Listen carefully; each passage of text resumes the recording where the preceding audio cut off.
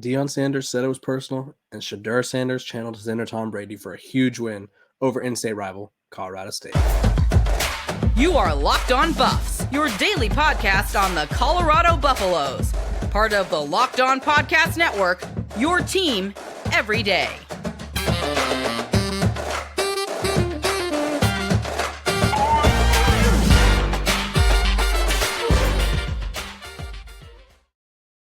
Welcome to Locked On Buffs. I am your host, Kevin Borba. This episode of Locked On Buffs is brought to you by FanDuel Sportsbook, the official sportsbook of Locked On. Make every moment more. Right now, new customers can bet $5 and get $200 in bonus bets. Guaranteed. Visit FanDuel.com/LockedOn to get started. Today's episode, we are talking about the intense, the heated, the very personal matchup that was Colorado State, the Rocky Mountain Showdown. Obviously, if you guys didn't know, Colorado ended up winning, number 18 in the country, ended up winning 43-35. It took 2 overtimes, and there was a lot of things that went on during the game. But I think the biggest takeaway outside of the Travis Hunter injury, which I'll get to in a second after we talk about Shedeur, was Shdeur Sanders' performance. Realistically, this Colorado team has been blowing the doors off of everybody on offense. Nebraska stopped them for a quarter. TCU didn't stop them at all. But Colorado State stopped them for a half. I'm not even joking. Shedeur went into halftime with 64 yards passing, which was by far his lowest. And there's room for concern because Colorado State was kind of in the driver's seat, I guess you could say. By the time halftime rolled around, it was 21-14 Colorado State, and there was just a lot of, I guess, reasons to kind of be like, oh, Jay Norvell maybe actually motivated his team. We all know what happened with Jay Norvell. If you didn't, he basically criticized Deion Sanders, Coach Prime, for wearing sunglasses and hats when talking to the media, and said that his mother raised him when he talks to adults that he takes those off. So obviously there was a lot of bad blood. Then before the game, there was a little midfield skirmish, if you will. And I think there were, of all the games where I was like, this is supposed to be a rivalry game, but I don't know if it will be, just because Colorado, they've already beaten TCU, they've already beaten Nebraska, and those were kind of big games. I didn't know if they'd get up for this game, and I think they got up. I think they just started really slow, and they ended up coming back to win. It took, like I said, double overtime. They were down up until, let's see, I have the stats pulled up in front of me. So it was 14-21 at half, like I mentioned. Nobody scored in the third quarter. And then in the fourth quarter, Colorado scored to make it 17-21. Colorado State made it 17-28. Then Colorado hit a field goal, made it 20-28. And then Shdeur Sanders and Jimmy Horn connected. And I want you guys to watch this or listen to this this video of Shedeur talking about what inspired him and what kind of mode he went to kind of lead Colorado down the field. Because, by the way, they needed 98 yards to tie the game up. Plus, they had to score a touchdown and go for 2. So Shdeur Sanders, they needed a huge performance out of him, and they got it. So take a look here at what he had to say. At the 2, all I was thinking was Brady mode. That's it. Simple. Brady mode, Tom Brady mode? Brady mode, that's it. You left too much time out there. So you heard the man. You left too much time out there, and honestly, it seemed like that. He drove down the field, connected with Jimmy Horn, and then they went for 2 to send it to overtime. And in overtime, that both teams scored, and then obviously Colorado ended up pulling away and getting their 2-point conversion and scoring. So huge performance from Shedeur. Despite the slow start, he finished the game with 38 of 47 passing for 348 yards, 4 touchdowns, 1 interception. His first interception of the season. Completed 81% of his passes. He actually, according to PFF, is the highest graded quarterback in college football right now. He has an overall grade of 93.1, leading ahead of guys like Michael Penix, Tyler Van Dyke, Timmy McClain from UCF, who played just this 1 week in substitution of John Reese Plumlee. Riley Leonard's below him, Connor Weigman, Jackson Dart, Caleb Williams. So Shdeur Sanders is literally statistically the best quarterback in the country right now. He was second in the country in passing yards, and the only person ahead of him was Braden Shager at Hawaii, who had played a full game, who had played 3 games to Shedeur's 2 at the time. So Shdeur Sanders is as clutch as it gets. And I think Colorado, while they did lose Travis Hunter, I think they saw that they still have the weapons, and we kind of knew this already, but Shdeur Sanders is fine. Like he's gonna get his. I think he found maybe a new, I won't say favorite target, but a new possible target. Michael Harrison, the walk-on tight end, had 7 catches for 76 yards, 2 touchdowns. Was relatively unknown. I think before this game, he hadn't really done much. And it was usually the Xavier Weaver, Travis Hunter, Jimmy Horn show, but it was the Xavier Weaver and Michael Harrison show yesterday. Xavier Weaver had 9 catches for 98 yards. Harrison had 7 for 76, like I said. 2 touchdowns. Jimmy Horn had 7 for 66 and a touchdown. So Shedeur will be all right without the loss of Travis. I did like that he was, which I understand that they don't want the whole team just get into like a huge brawl and like starting some major beef. But Shedeur was the only player that really ran up to the defender that hit Travis and kind of got in his face. And I appreciated that from Shedeur, because obviously Coach Prime said if one's fighting, we're all fighting. And I think Shedeur was kind of like setting the tone like, hey, you're not going to do that around here. But yeah, Shdeur Sanders, elite. I think people kind of laughed when he said he's going Tom Brady mode, but he really did. He was surgical. He was accurate. And you just kind of had a feeling that as soon as Colorado got that stop and they got the ball back, there was way too much time on the clock. When he got the ball, let's see, I'm trying to find like when they scored.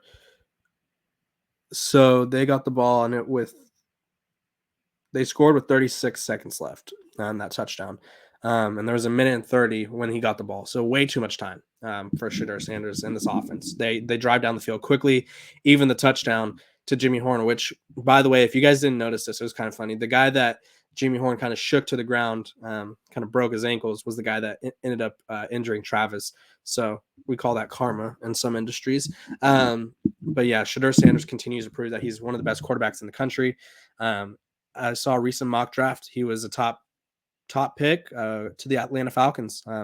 So Shdeur Sanders, we're witnessing probably one of the biggest welcomings or like coming to glory moments in college football, maybe in the past decade or so. And we haven't really seen someone like Shedeur who transfers in from an HBCU FCS level, and it's like he played, but it was a lesser talent. It wasn't basically people were saying it didn't count.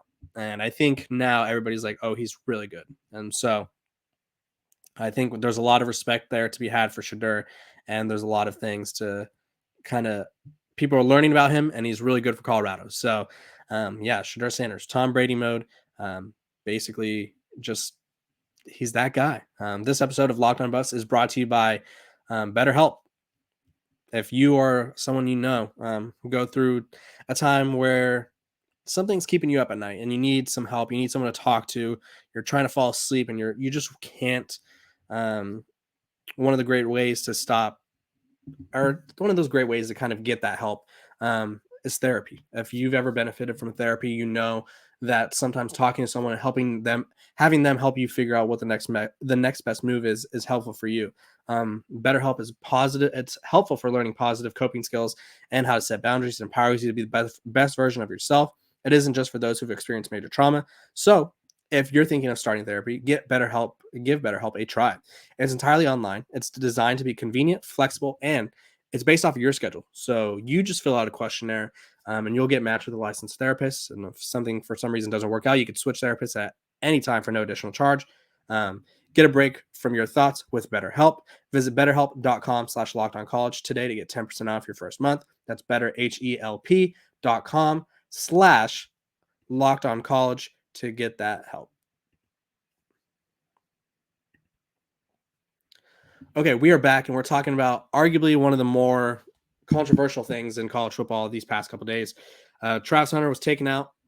Well, not taken out. He was injured in the first quarter of the game. He ended up playing the rest of the first half, but left the game, was hospitalized after this hit. And I will pull it up just in case you didn't see it. But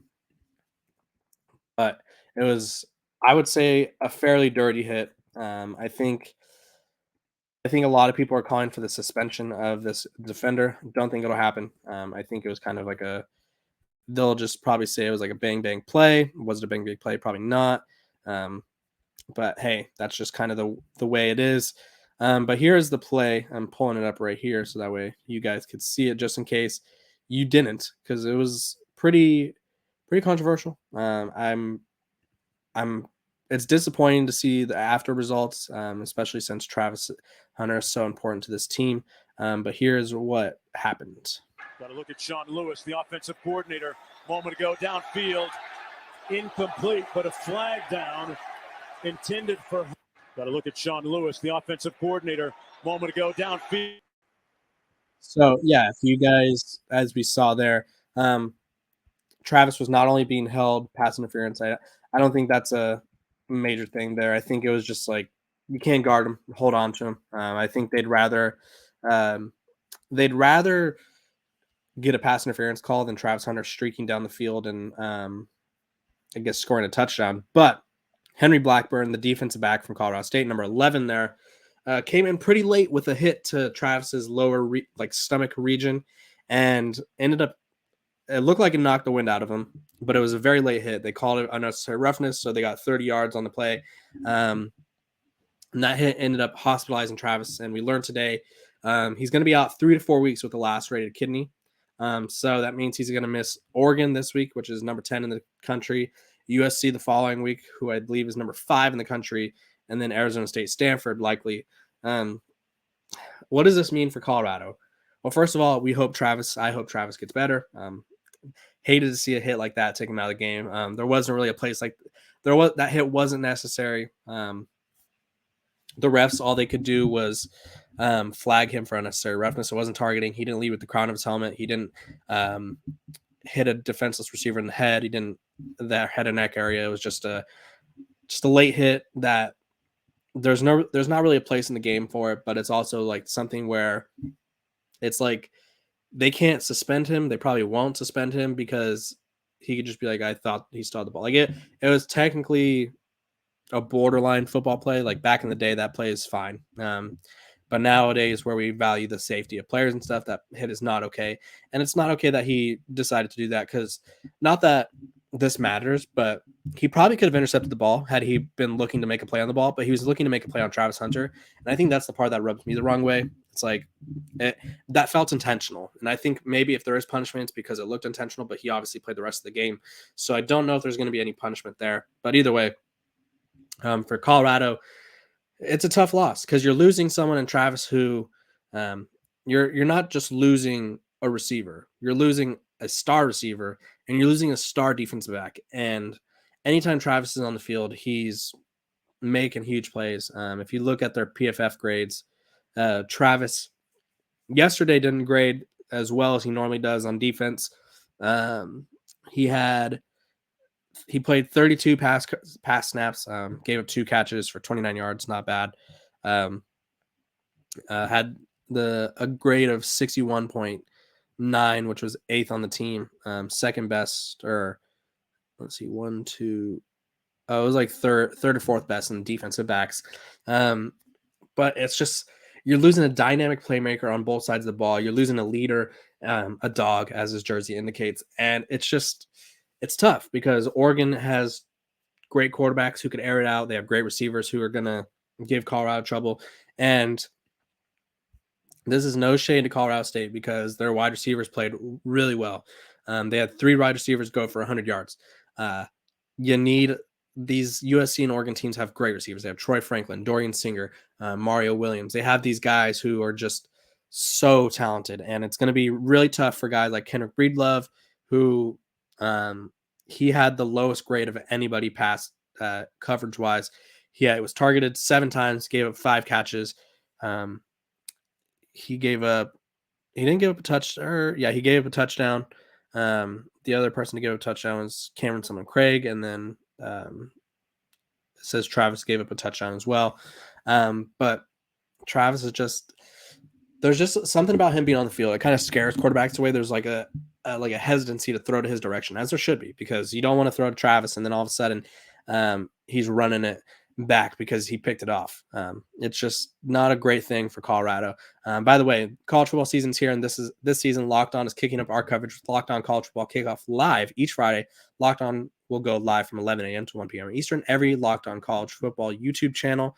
College Football Kickoff Live will cover playoff implications, the conference rivalry games, and go in depth like only Locked On can, including insights and analysis from our stable of Locked On hosts covering their team every day. Find Locked On College Football Kickoff Live every Friday from 11 a.m. to 1 p.m. Eastern on any Locked On YouTube channel. You won't want to miss it. But back to Travis and what I was saying. You're losing someone who is always, I guess, like a play away from making a huge play. He's always a play away from changing the game. And so for Colorado, they're going to have to rely on other guys. At defensive back, they're a little shallow now because they have Amarian Cooper, who's been doing well. They have Kendrick Breedlove, the Ole Miss transfer who came in, didn't do as well. They also have Carter Stoudemire, who's out. So a lot of questions here. This would be a great time for Cormani McLean to step up and kind of play. I don't know if he's ready to do that yet. But yeah, they lost a great player in Travis Hunter. He's going to be okay. It's just 3 to 4 weeks. And unfortunately for Colorado, it's going to be 2 of their biggest games of the season. Obviously, they travel to Oregon this week to play the Ducks. And then they have USC coming to town next week. And so it's just a tough loss, you know. The hit, was it dirty? Yes. Was it late? Yes. Is it sometimes a part of football to have late hits? Yes. And it's unfortunate that it's to Travis Hunter. And I think a lot of the outrage is very much warranted. But it's that next man up mentality. Obviously, when it's someone to the level of Travis, I don't know who that next man up is, but just looking at the Colorado State receivers, and this is where I worry about this Colorado team. They have a bend don't break mentality, but Colorado State kind of exposed what really hurts them, which is crossing routes. They had one guy here with Torrey Horton had 16 catches for 133 yards. They had Lewis Brown, I believe that is the 5th or the 6th. No, I think that's the 4th. Yeah. Lewis Brown, either way. 10 catches for 130 yards. And then they had their tight end, who was his name? Dalen Holker, had 6 catches for 109 yards, 2 touchdowns. So Colorado State kind of figured out how to hurt this defense. It was crossing routes, and it was crossing routes all freaking day.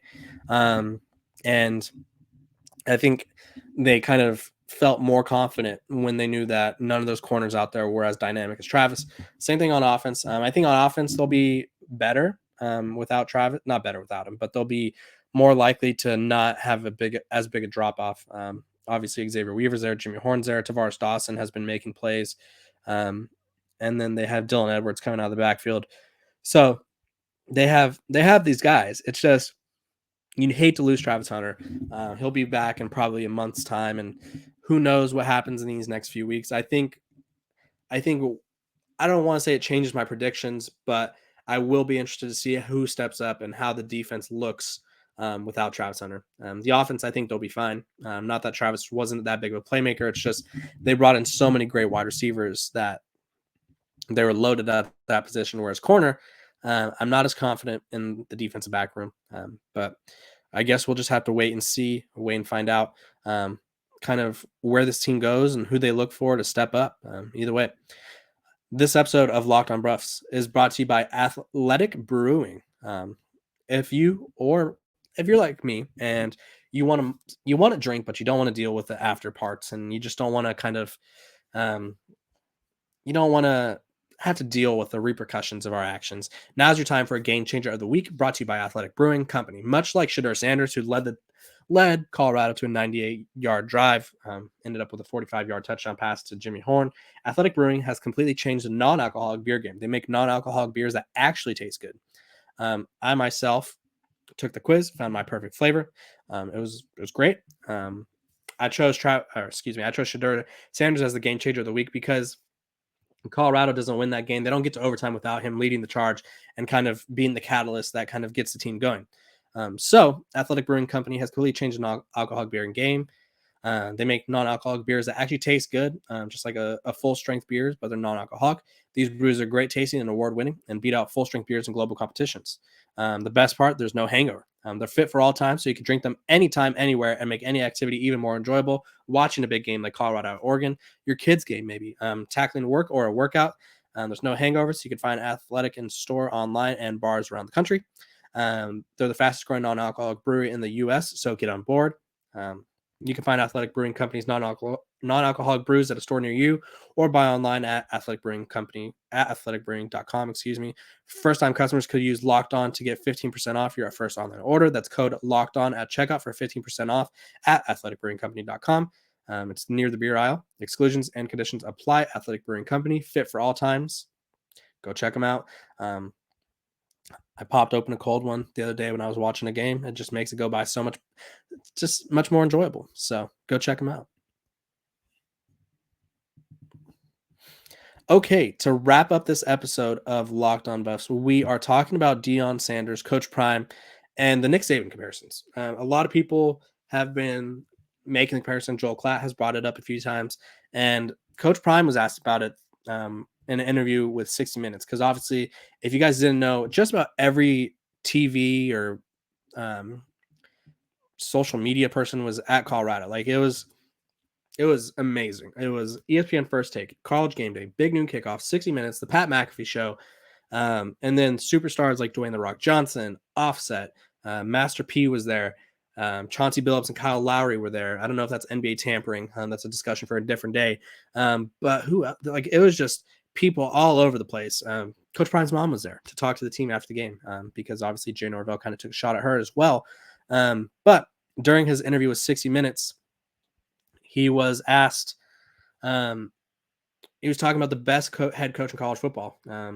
He said, "Let me see a mirror so I could look at it," because they asked him who he thinks the best coach is in college football. He says, "You think I'm going to sit up here and tell you somebody else? You think that's the way I operate? That somebody else got that on me?" And then he gave credit to Nick Saban. He said, "I'll tell you this. I love and adore and I respect, and every time I do a commercial with Coach Nick Saban, it's a gift. Just sitting in his presence and hearing him and throwing something else out there so I can hear his viewpoint on it, because he's forgotten more things than that I may ever accomplish. So I'm a student looking up to this wonderful teacher saying, just throw me a crumb of what you know." And honestly, great mindset. And I think one of my least favorite questions, and I have like a top 3 questions I hate in sports media. One is the irrelevant stat question. Like, for example, there was a game I was covering last year. I won't say which program, but they lost. And they lost by a lot. And one of the first questions was, "Oh, this person had 10 tackles. They lost by like 40 or 50 points." And someone's like, "Oh, this person had 10 tackles. Can you talk about that?" That was like one of the first questions they asked, rather than like, "Hey, what went wrong? You just lost by 40, 50 points." Second is player, coach loses a big game and they say, is that what you were expecting? Or like something along the lines of, did you expect to lose? Like, obviously no one's ever expects to lose. And then I hate when they ask players and or coaches who they think the best person is at something, because obviously any person with self-respect is going to say themselves. And then they always ask it to people like Coach Prime, who he's been coaching at the Power 5 level for 3 games now. And so they're asking the best coach of college football, which is a bait question, because obviously they know he's confident. They know he's done well. And so he's going to say himself. So then they're going to be like, "Oh, what about Nick Saban though?" And so I just hate those questions, because it's so like leading, and it's just like, what was he supposed to say?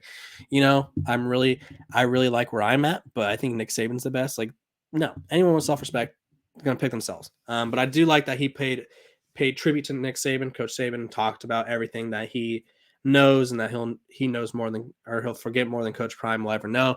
And so I think there's been a lot of comparisons between the two. I think Coach Prime's kind of been tabbed as someone to watch for that Alabama job once Nick Saban leaves. So it's going to be an interesting few years to see what happens with both of these programs. But Coach Prime, he's really moving his way up the college coach ranking list. I think prior to the season, he was ranked somewhere in the 60s or 70s. And now I'd say he's probably at minimum top 10 coach. He can recruit. He puts together a great staff around him, which highlights and accentuates all of his players' strengths and just makes it much easier for them to succeed. And Coach Prime, he's got that charisma. He's got that swagger. He's got the attention to bring a 5-star Bryce Underwood to campus. Like The Rock, Offset. All these guys are interested in Coach Prime. He's a marketing genius. And on the field, he knows exactly what he's doing. And so Colorado continues to take the attention of college football, and they're going to have a huge test this week against Oregon at Oregon, which I'm going to talk about tomorrow with Mark Johnson, the voice of Colorado football. So you won't want to miss that. I appreciate you guys for tuning in. I appreciate you guys for liking and subscribing. This has been Locked On Buffs, your team every single day. We're free and available wherever you get your podcast. Thanks for listening.